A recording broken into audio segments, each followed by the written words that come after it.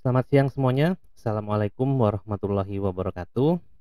Baik, pada siang hari ini saya ingin lanjut untuk sharing mengenai masalah metode penelitian ya dalam lingkup pembahasan adalah menyusun proposal penelitian.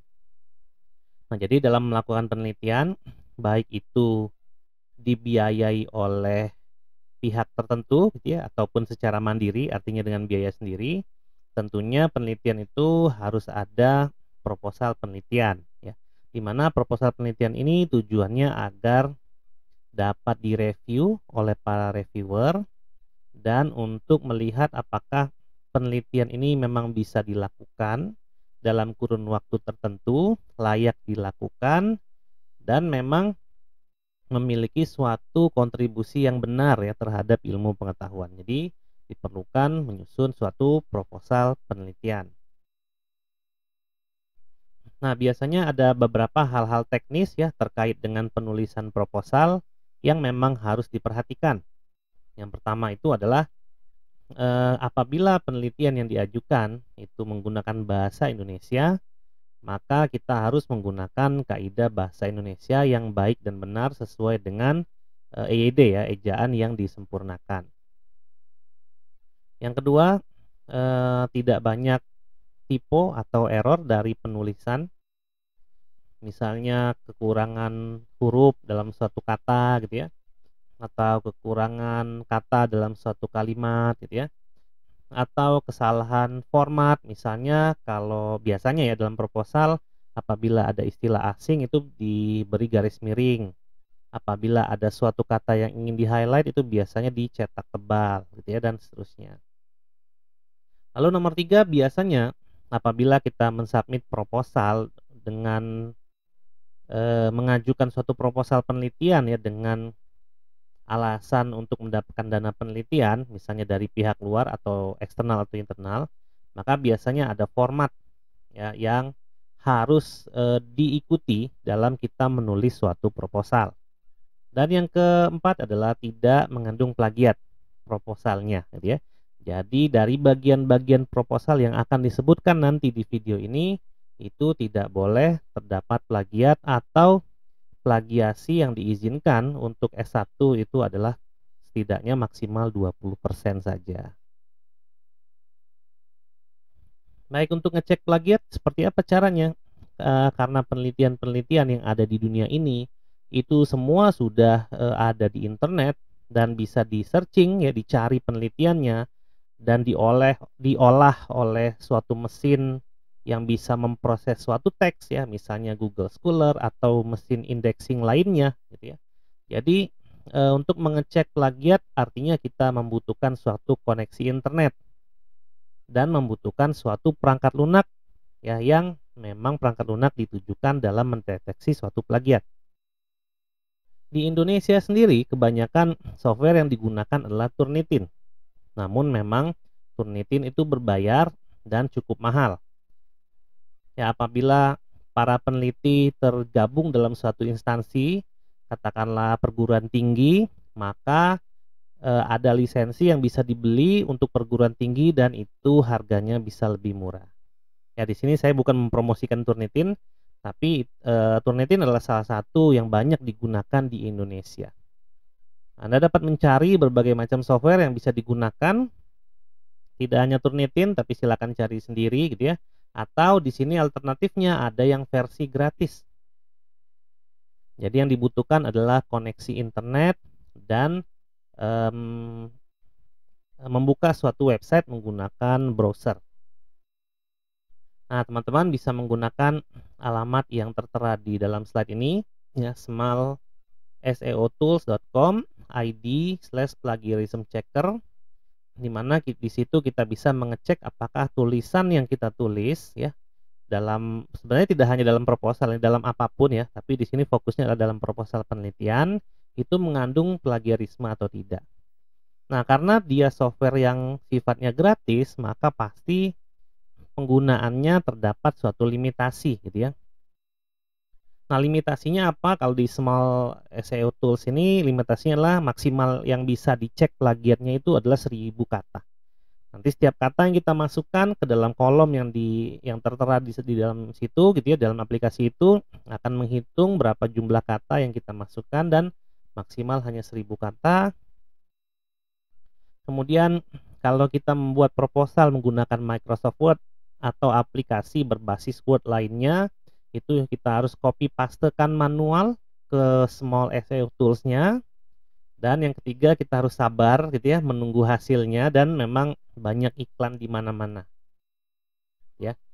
Nah, contohnya adalah seperti ini ya, cek plagiat. Ini adalah salah satu contoh latar belakang dari penelitian mahasiswa saya di Unjani tahun kemarin, di mana papernya sudah publish ya, insya Allah di tahun ini. Jadi kita memasukkan di dalam sana gitu ya. Di sini kita bisa lihat bahwa ini adalah latar belakang ya, latar belakang penelitian dalam proposal ya.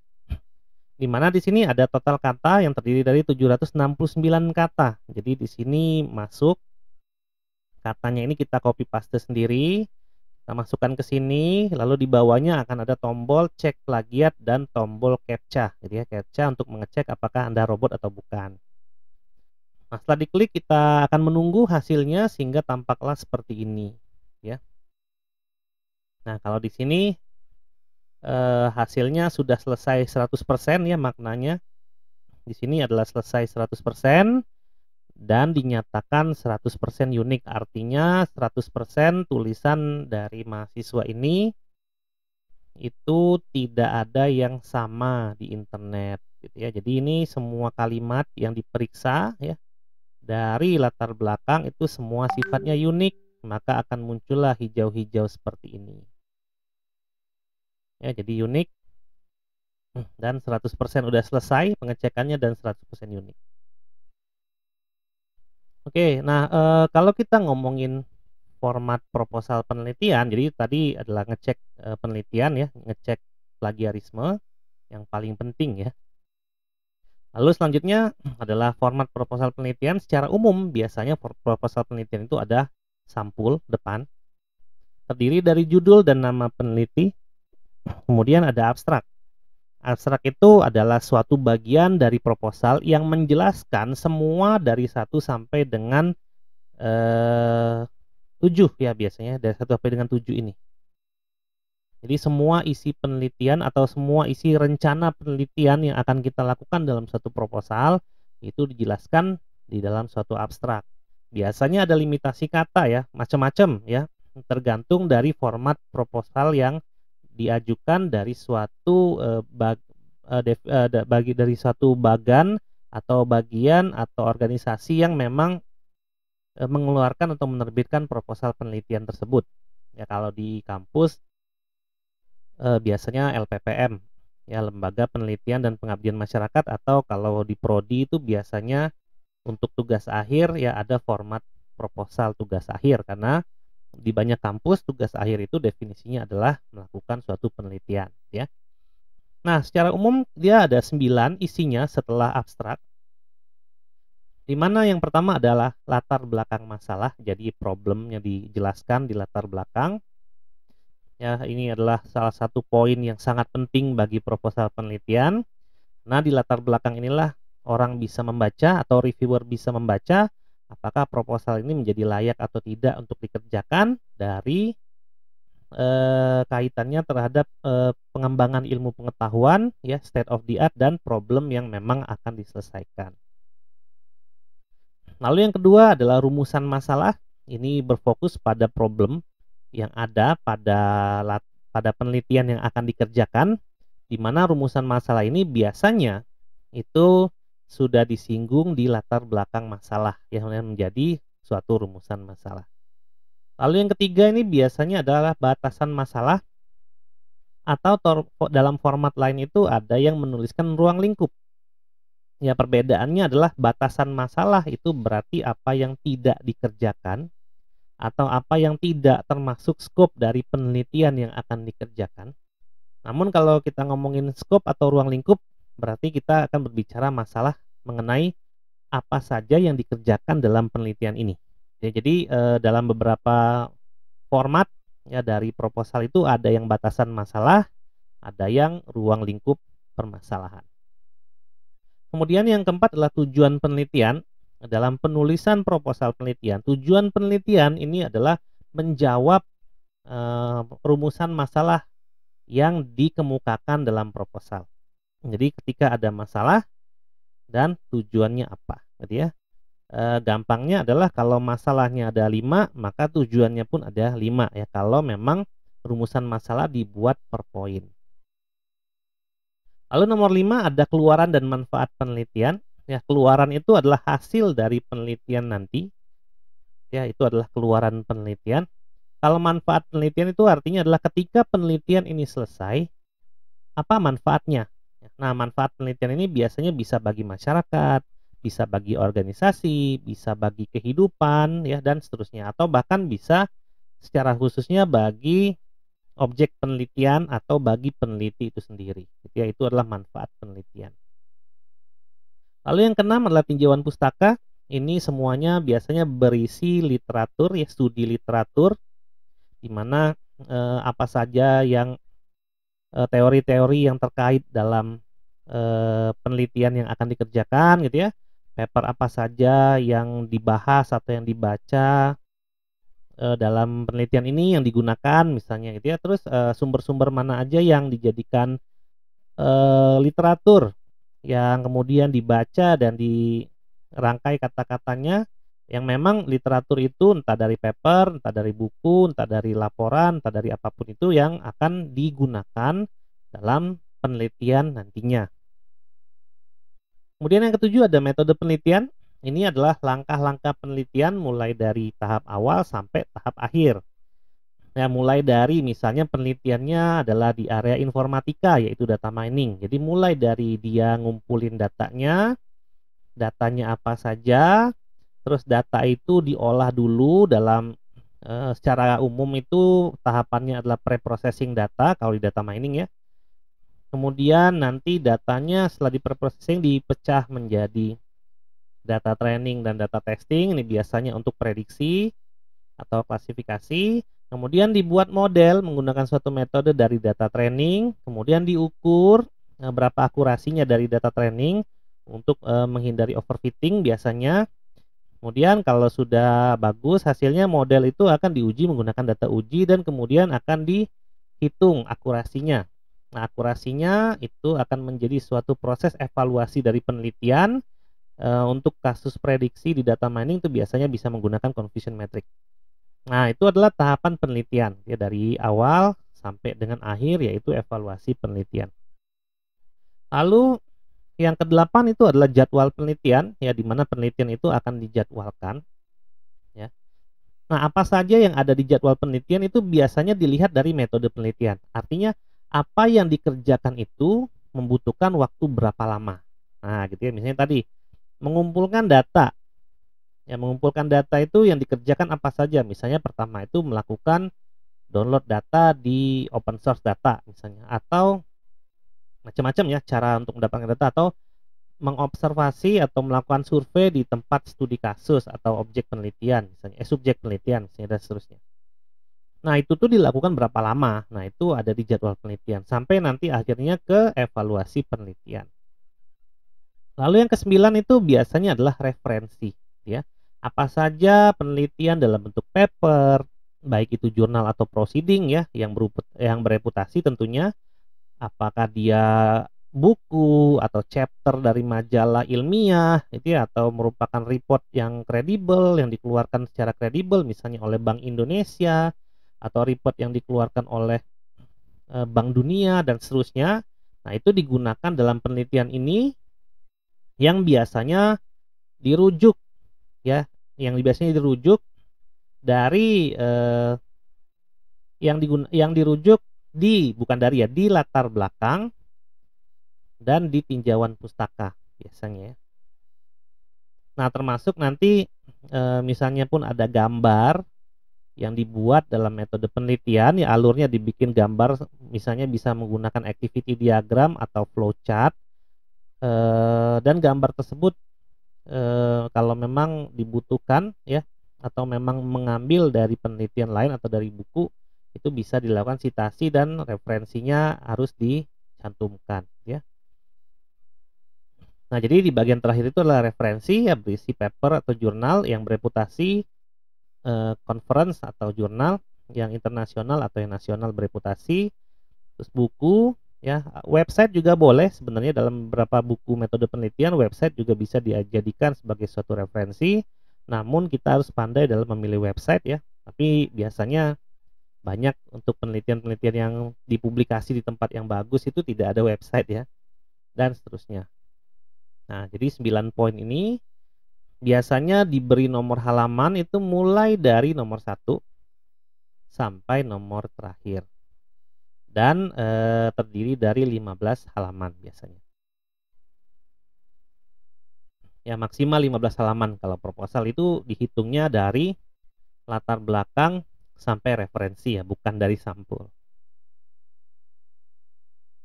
Nah, dalam melakukan satu sitasi, kita bisa menggunakan Mendeley ya. Mendeley ini adalah software open source untuk melakukan sitasi yang baik apabila kita membuat suatu dokumen proposal penelitian atau paper penelitian yang menggunakan software Microsoft Word atau software berbasis Word lainnya ya, tidak harus Microsoft Word. Namun biasanya memang highly compatible-nya Mendeley ini dengan Microsoft Word. Apabila para peneliti, artinya para peneliti itu peneliti lebih dari satu orang, ingin berkontribusi dalam pembacaan referensi, dalam mengumpulkan referensi dan lain-lain, disarankan untuk membuat akun di Mendeley yang terhubung dengan akun Elsevier. Ya, jadi contohnya seperti ini. Ya, jadi kalau misalnya yang meneliti banyak, silakan buka mendeley.com, kemudian bisa create account. Create account ini akan menuju ke Elsevier. Ya, jadi silakan buat ID Elsevier untuk menggunakan Mendeley ini dan bisa berkolaborasi dengan peneliti lain dalam menggunakan Mendeley. Nah, apabila sudah bentuknya adalah seperti ini Mendeley. Jadi di sini ada grup ya, grup ini dibuat saya berkolaborasi dengan peneliti lain. Misalnya di penelitian software evolution ya, atau di penelitian 2021. Nah, software evolution aja ya. Nah, maka ini adalah list penelitian yang sudah dikumpulkan ya untuk membahas atau membuat suatu penelitian di tema software evolution-nya Unjani ya. Nah, Mendeley ini kita sebaiknya memasukkan paper atau makalah ilmiah yang akan kita gunakan untuk disitasi dalam proposal atau dalam paper yang kita akan buat nantinya. Caranya tinggal masukin aja ya, bisa pakai add manual dengan menekan tombol add seperti ini, lalu cari papernya, atau dengan melakukan drag and drop dari folder paper, lalu di drag and drop masukin ke Mendeley. Maka kan secara otomatis Mendeley akan melist paper itu dari sisi judul, abstrak, penulisnya siapa, dan lain-lain. Tentunya hal ini membutuhkan koneksi internet ya, dan untuk melakukan sinkronisasinya kita bisa tekan sinkronisasi di sini. Nah, itu untuk penggunaan Mendeley. Nah, berikutnya untuk penggunaan Word pada Mendeley, ya nanti kita bisa install pluginnya Mendeley gitu ya di sini. Ya, kita bisa install pluginnya Mendeley. Biasanya nanti akan ada, nah di sini gitu ya. Jadi di sini nanti ada install MS Word plugin, tinggal diklik aja. Kalau ini uninstall. Uninstall ini berarti kan sudah diinstal sebelumnya, kalau diklik jadi uninstall gitu ya. Dan kemudian kalau udah diinstal berhasil, kita buka Word, Microsoft Word, memang highly compatible-nya dengan Microsoft Word ya, setahu saya Mendeley. Nah, itu biasanya ada di bagian sini ya, reference. Nah, di sini ya. Kalau udah ada muncul nih bagian ini ya, ada Mendeley, citation-nya, bibliografi, IEEE ini formatnya kita menggunakan IEEE, biasanya banyak paper atau proposal penelitian itu menggunakan IEEE. Ya, atau bisa dipilih ya, banyak di sini. Nah, kalau ini udah ada berarti Microsoft Word kita sudah terintegrasi dengan Mendeley. Caranya gimana? Ya, misalnya kita ada suatu saduran ya, saduran kalimat misalnya. Kalimat ini adalah dari penelitian itu misalnya. Nah, ini kan biasanya kalau format IEEE kita kasih seperti ini ya. Nah, berarti dari referensi pertama. Namun dengan Mendeley kita tidak perlu melakukan itu secara manual, kita tinggal insert citation aja. Nah, di sini kita pilih ya. Tadi contohnya adalah Software Evolution Unjani dari grup ya, dan dari folder bisa create folder mandiri kalau memang penelitiannya mandiri ya. Kalau berkolaborasi bisa bikin grup kolaborasinya. Nah, nanti kita klik Go to Mendeley. Nah, ini adalah referensi tadi. Kalau kita klik salah satu aja, misalnya yang pertama atau yang ini aja ya. Nih. Lalu kita klik Cite di sini. Nah, maka dia akan otomatis tersitasi ya. Nah, lalu berikutnya adalah membuat daftar referensi. Daftar referensi ini dengan Mendeley itu dibuat setelah kita mengutip beberapa paper di atasnya. Misalnya kalimat lain adalah gitu ya. Nah, kita bikin kalimat lain itu lalu kita kutip juga dengan Mendeley, maka isinya adalah seperti ini. Misalnya dari paper yang pertama ya. Nah, untuk membuat referensi otomatis kita tinggal insert bibliografi aja seperti ini. Nah, jadi ini otomatis ya. Nah, apabila berikutnya kita menambahkan referensi baru misalnya dari citasi Mendeley. Misalnya penelitian yang ini kita citasi.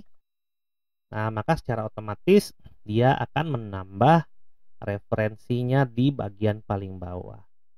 Nah, apa saja yang ingin dimunculkan dalam referensi kita bisa lihat dari setting Mendeley-nya ya, kita bisa lihat dari tools. Ya, kita pilih option.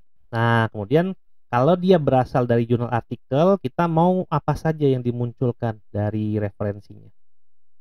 Ya, termasuk ada DOI ya, dokumen objek indeksnya juga kita bisa munculin dan seterusnya. Nah, di sini ada berbagai macam jenis penelitian ya. Ada jurnal artikel, ada tesis gitu ya. Ada web page ya, halaman web, ada buku dan seterusnya. Ini bisa kita jadikan referensi ya, yang dimana ketika kita klik itu dan kita ingin apa saja yang muncul ya dalam tulisan referensi ini, nah kita tinggal tentukan dari bagian option ini.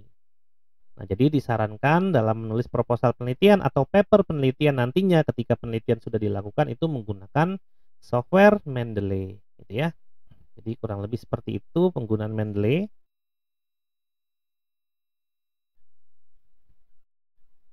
Nah, apabila teman-teman masih bingung menggunakan Mendeley seperti apa, silakan buka website di Publisher. Di situ ada tata cara penggunaan Mendeley atau cari di YouTube ya. Di mana kita gunakan kata kunci Mendeley ya. Akan muncul banyak sekali tutorial berbahasa Indonesia cara menggunakan Mendeley di Microsoft Word. Nah, dalam kita mensubmit suatu proposal penelitian, ya ada beberapa hal yang harus kita perhatikan di sini. Jadi penelitian yang kita submit, proposal penelitian yang kita submit, apakah disetujui atau tidak, itu tidak hanya tergantung dari isi kontennya, ya. Namun ada 9 hal ya yang bisa membuat proposal yang kita ajukan itu gagal. Ya. Baik itu proposal yang ada kaitannya dengan tugas akhir, proposal penelitian dana internal organisasi, atau dibayari oleh eksternal dan lain-lain gitu ya. Ada beberapa hal yang harus diperhatikan. Nah, ini dari 1 sampai 9 ini adalah urutan-urutannya yang biasanya dilakukan oleh para reviewer proposal. Yang pertama, kalau proposal yang kita buat tidak sesuai format, maka proposal tersebut tidak akan direview, otomatis proposal penelitian akan ditolak. Namun apabila sudah sesuai format, kita mengacu pada nomor 2. Ya. Kalau misalnya terbukti ada plagiarisme, maka otomatis proposal ditolak. Ya. Kalau tidak ada plagiarisme, loncat ke nomor 3. Ya.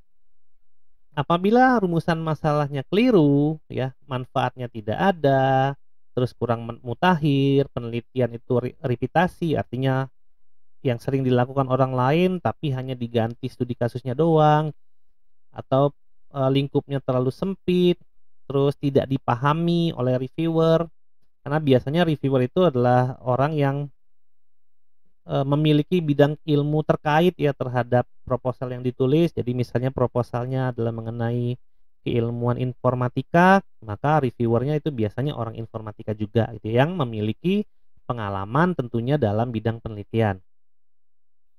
Nah, kalau nomor 3 ini ternyata terjadi ya rumusan masalah keliru dan lain-lain, maka otomatis penelitian kita atau proposal kita tidak diterima. Namun apabila nomor 3 itu udah jelas, maka lihat nomor 4 gitu ya. Penekanannya pada informatika atau bukan, gitu ya, karena ini khusus di bidang informatika. Kalau bukan ya tidak lanjut, tapi kalau iya, lihat nomor 5 gitu ya.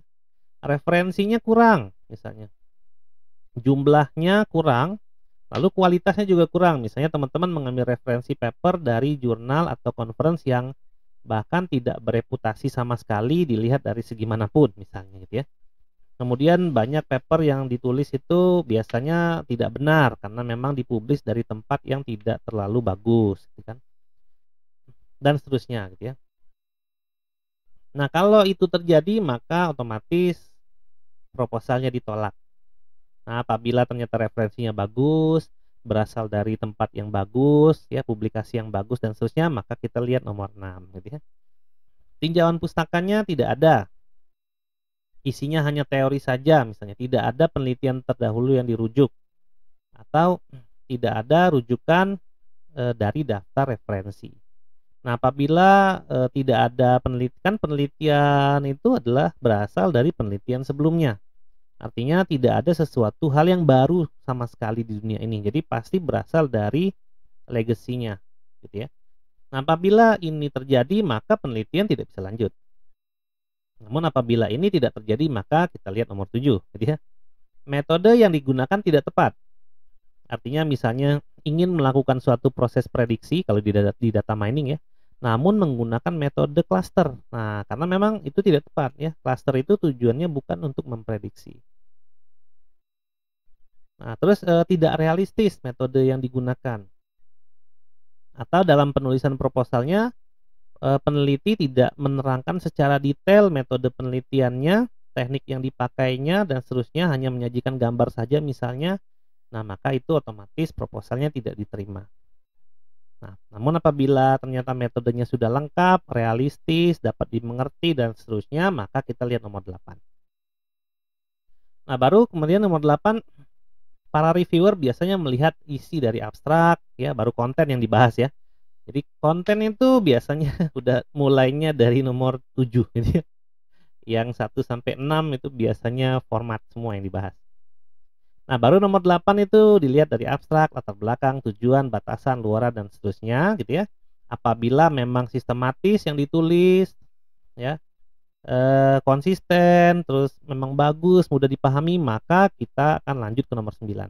Namun apabila ternyata tidak sistematis, ya sulit dipahami, tidak konsisten dalam penulisan dan seterusnya, maka proposal kita bisa saja ditolak ya ketika sudah mencapai nomor 8 ya.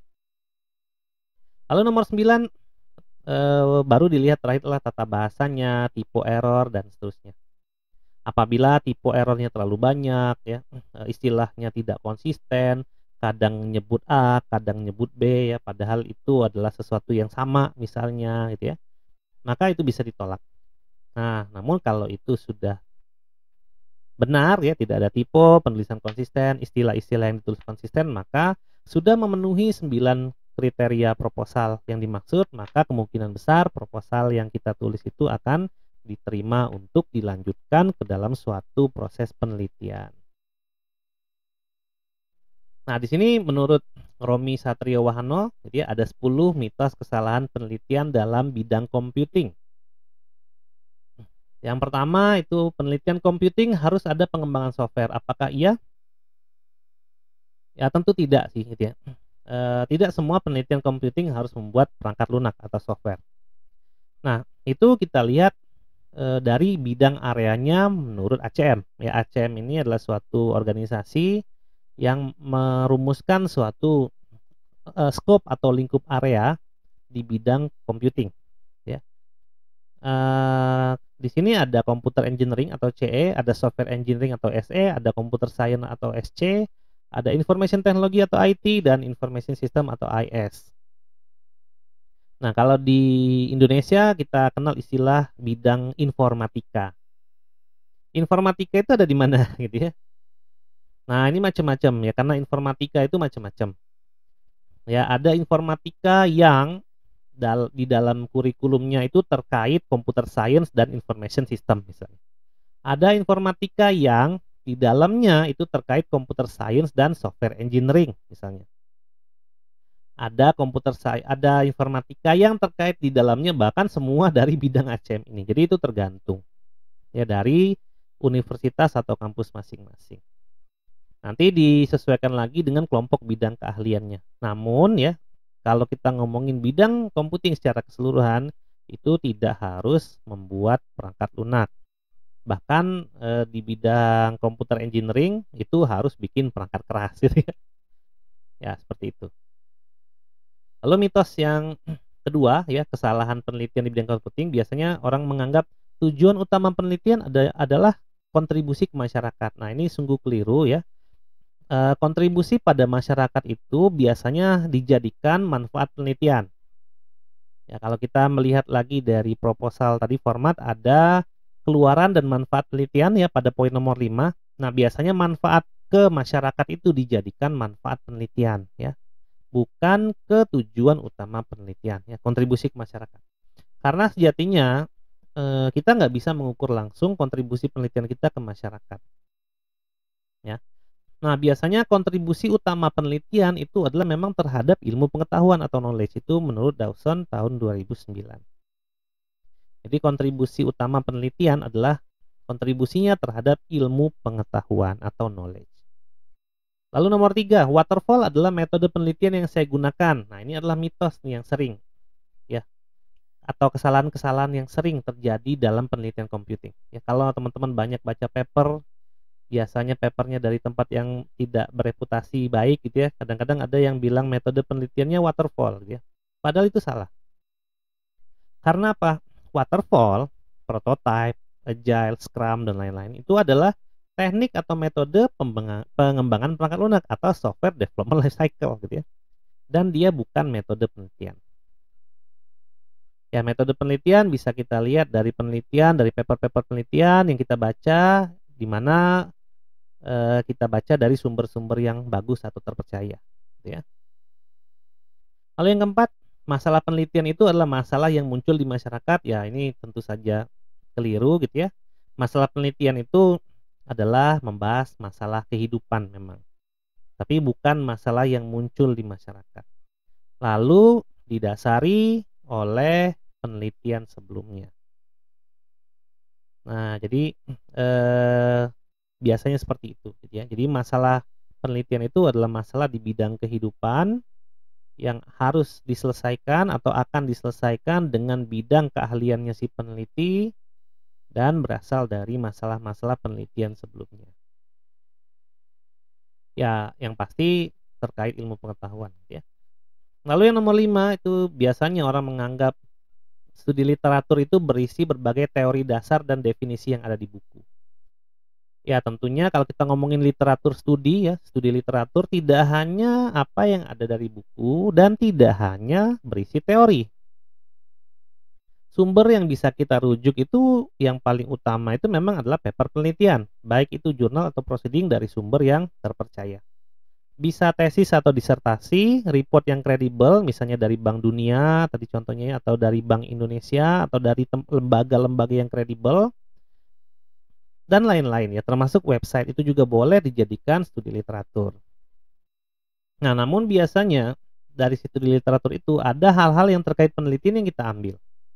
Sebagai contoh nih, ya kalau kita merujuk buku, biasanya buku itu digunakan untuk memperdalam keilmuan si peneliti terhadap penelitiannya.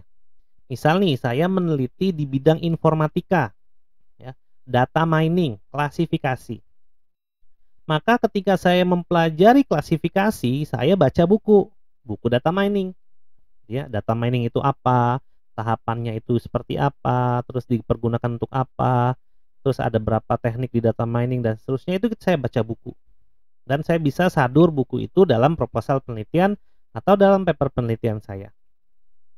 Namun tujuannya adalah untuk memperdalam keilmuan si penelitinya terhadap penelitian yang dia kerjain, gitu ya. Nah, namun kalau kita ingin mencari penelitian keterbaruan, ya state of the art, ya penelitian related yang terkait dengan penelitian kita dan seterusnya, masalah penelitian dan lain-lain, itu biasanya banyak berasal dari paper penelitian. Baik itu dari jurnal atau proceeding, tentunya sekali lagi saya ingatkan di tempat-tempat atau di publisher-publisher yang kredibel. Kemudian nomor 6, ya banyak mitos dari peneliti yang menganggap bahwa semakin banyak saya membaca, saya semakin pusing. Nah, ternyata faktanya enggak gitu ya. Harusnya semakin kita banyak baca gitu ya, baik itu baca paper, baca buku dan lain-lain, kita bisa makin mengerti ya terhadap penelitian apa yang akan kita lakukan. Nah, makanya cara kita membaca itu harus jelas ya, harus sesuai dengan apa yang kita akan teliti. Nah, maka cara-cara seperti itu kita sebut sebagai systematic literature review. Jadi kita tidak membaca paper asal-asalan, tapi membaca paper yang secara sistematik terkait dengan apa yang mau kita teliti dan terkait terhadap keilmuan yang kita miliki sebagai penulis atau sebagai peneliti. Nah, di sini dikatakan ya oleh Pak Romi Satrio Wahono bahwa S1 itu setidaknya membaca 20 sampai 70 paper untuk membuat tugas akhir.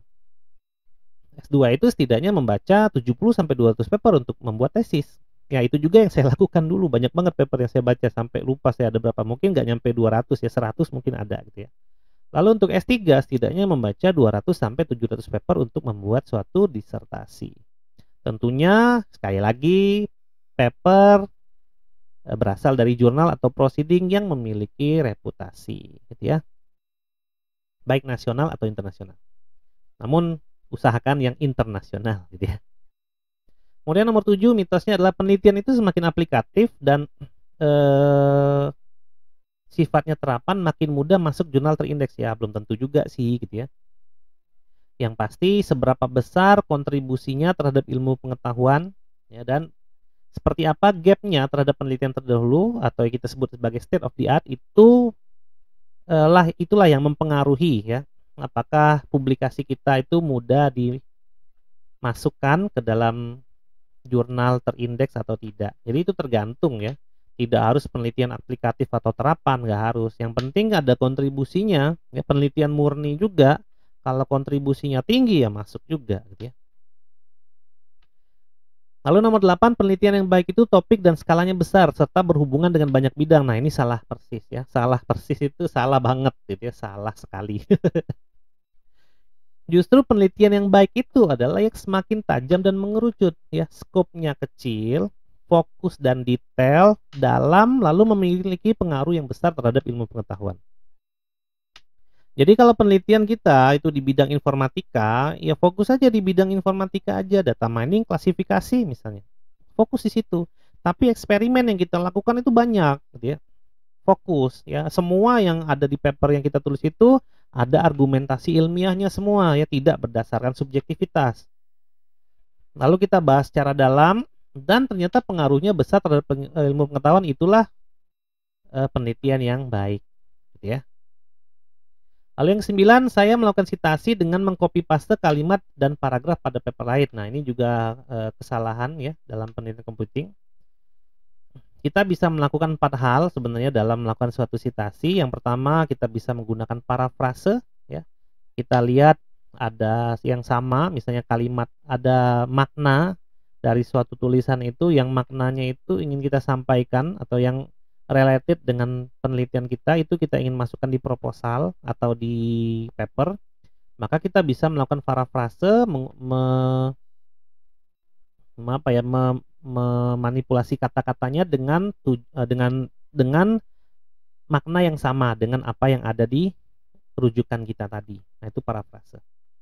Atau kalaupun memang kita bingung melakukan parafrase, kita bisa mengutip dengan menggunakan suatu quotation ya, kutipan. Jadi harus ada tanda kutipnya. Kemudian kita bisa juga membuat satu resume atau intisari dari tulisan yang kita baca. Itu sebutannya adalah ringkasan. Dan kita bisa lakukan satu evaluasi terhadap tulisan yang kita baca juga ya.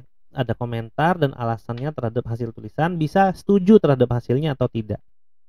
Nah, itu adalah cara kita untuk melakukan citasi terhadap paper atau jurnal atau buku atau apapun sumbernya dari yang kita baca dan kita lakukan studi literatur.